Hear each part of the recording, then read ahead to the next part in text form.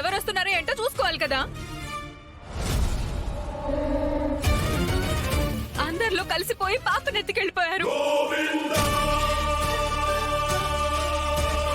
నా మనవరాలకి ఏమవుతుందో అని భయంగా ఉంది.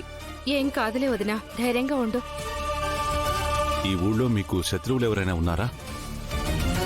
ఇదిగో మీ కూతురు. మా కోడలు కాకముందు మనశ్శాంతిగా ఉన్నాం. ఆ తర్వాతే మా తలరాతలు మారిపోయాయి.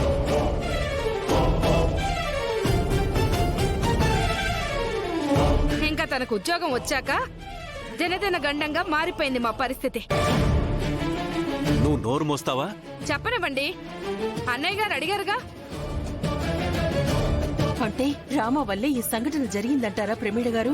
అంతేగా మరి, మీ కూతురు వల్లే ఈ ఇంటికి శత్రువులు తయారయ్యారు. ఖచ్చితంగా ఇది వాళ్ల పనే. ఇంట్లో ఏం జరిగినా దానికి కారణం రామానే అనకమ్మా. పిల్లల్ని ఎత్తుకెళ్లే గ్యాంగ్ తిరుగుతుంది, టీవీలో చూడట్లేదా? నువ్వు నోరు మీరా, నేను చెప్తున్నాను కదా, ఇది రామలక్ష్మి వల్ల జరిగిన అనర్థమే. పాపని ఎవరు తీసుకెళ్ళి ఉంటారో? వాసుదేవ్ చేసిన పనేనా లేక ఇంకెవరైనా చేసుంటారా? నాన్న, వాసుదేవ్ ఫోన్ చేస్తున్నాడు.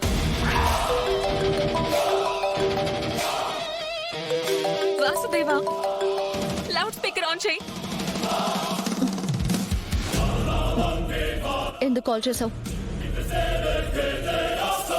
మీ ఇంట్లో పాప మిస్ అయిందా?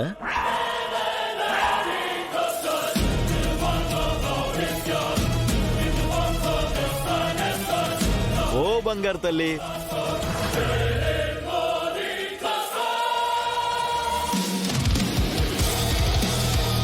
పాపం. పాపను కాపాడుకోవడానికి నువ్వు, మీ ఆయన, మీ నాన్న చాలా ప్రయత్నాలు చేస్తున్నారట. నీకెలా తెలుసు? కిడ్నాప్ చేయించిన వాడికి తెలీదా రామలక్ష్మి? ఎక్కడున్నావో చెప్పరా. పిల్లలు కిడ్నాప్ అయినప్పుడు ఇలా ఆవేశపడకూడదు.